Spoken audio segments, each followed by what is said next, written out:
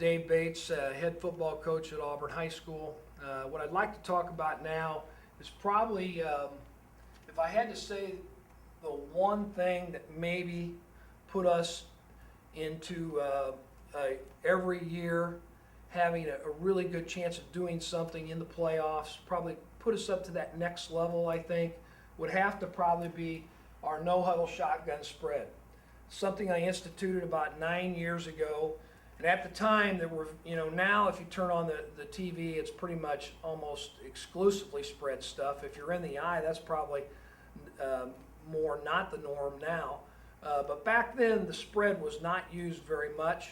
There were only a couple schools that I know of that really used it to any extent, sometimes really not all the time.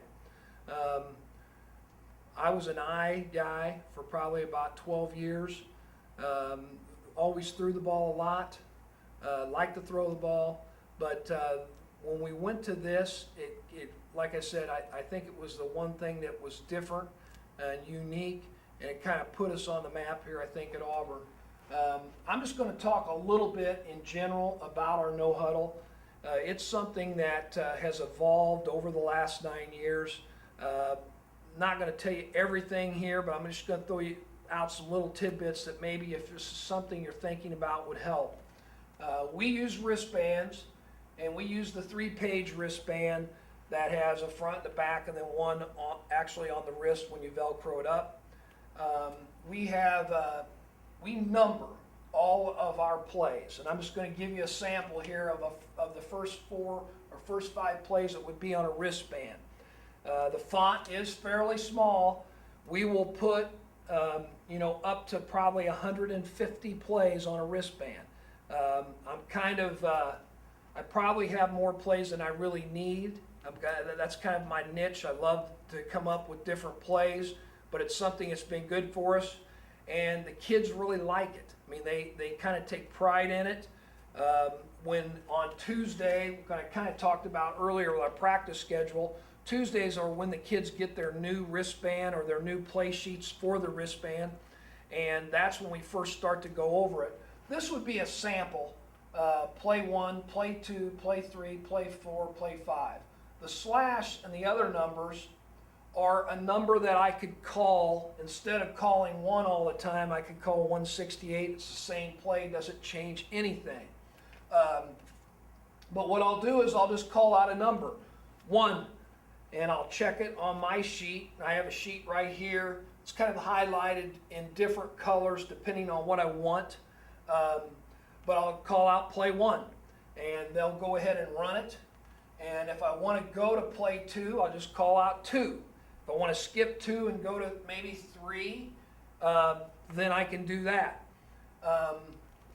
If, for instance, play 3 is quads right, which is 4 wide receivers to the right out of a gun, we're running a hitch and a slant combination.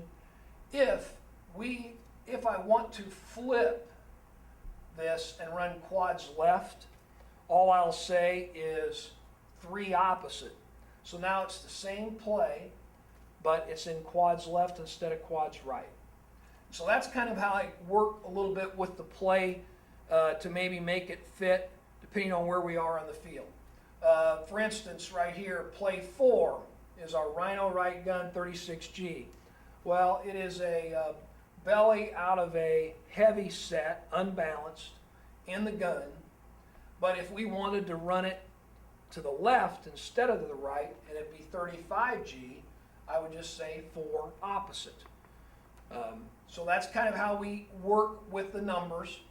I script about my first 25 plays.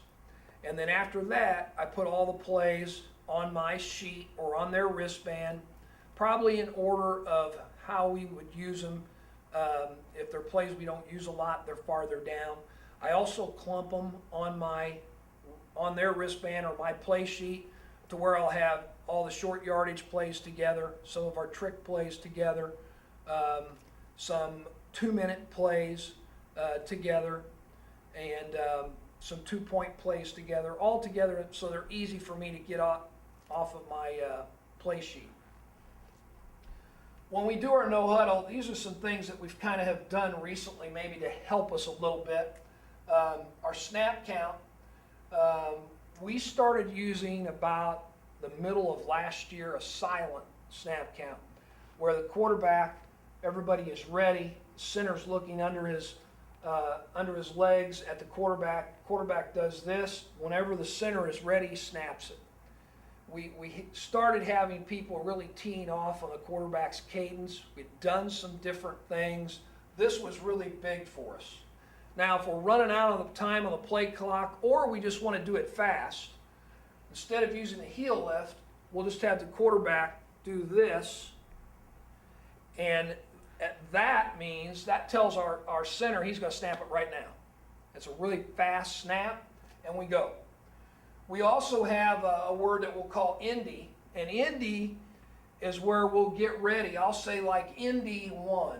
So the play 1, we're doing Indy as kind of a snap count or a change of pace type thing. Quarterback will just say down, set, hut, hut. Try to get them draw them off sides. If they don't jump, we'll just look to the sidelines. We'll either run play 1, or if I want another, let's say I want to run play 5, I'll say 5. And then we'll just go on a quick count, reset on go, and go. And that's, we might use that once or twice a game. And then the goober call is just our go call. And it's a quick count, everybody gets set, go. So these kind of are different tempo changes that we use in our no huddle. We also use words. And I probably have, out of our top 12 plays that we would use, well, I just have a word instead of a wristband. And they still have their wristband on, but let's just say they hear Rockney. Well, Rockney, in our terms, means we're running right, and the play would be 24-0 kick, which is kind of our base run play out of the shotgun. If we were going to run left, we'd call Newt, and it'd be 23-0 kick. Well, I have, out of our top, I'd say 10 or 12 plays, I have words just like this, and what it does is it changes the tempo to really fast. We're moving pretty fast out of the no huddle anyway, but the kids have to stop, look at the wristband, and then go. Whenever I just say a word, they're going fast. Michigan is another one. That's one of our top pass plays. We just call out Michigan and they're going. So they can even go faster in the no huddle when we do this. 10-minute drill is probably the last thing I'll talk about here in our no huddle shotgun. I talked about it a little bit when we talked about our Tuesday practice and talked about our Team O. This is something that we started probably about 5 years ago, and it really is a perfect play drill where we're against the defense and we are going through our no huddle. We start probably our first day at trying to do 21 plays in that 10-minute period. We get by the end of the year that we're doing 25 or more, sometimes 28, depending on whether it's a bunch of runs or passes. But what we do is we go through the list of plays, and in a 10-minute period, we're on the field, the clock's running, they have to get these plays done. For every one that is not done correctly, we have to, at the end of that period of time, where we have 21 plays or wherever it is, we have to redo the ones we didn't in 10 minutes. And for every one we don't get done in 10 minutes, we'll do some up downs or something to kind of get their attention. It's really a good drill for pressure. And you know, I've had coaches tell me, you guys do a really nice job of making big plays at big times, and I think this thing has really helped us. It's called a 10-minute drill, and the other thing is it's an instant conditioner because we're going fast, and we're going up and down the field, and we get down to the end of the field and score, we turn back around and go back the other way. We're going right off my play sheet. I'm marking the plays that are good. I'm underlining the ones that aren't. We go back, and as long as we can get them done within that 10-minute period, however many plays we say initially we're going to run, we're good. You know, there might be 2 or 3 practices in a row, or we do all in the time and then we don't have to do anything. So it's been something that's been good for us. These are kind of some little tidbits, I think, about our no huddle shotgun spread that would help somebody if they were first starting.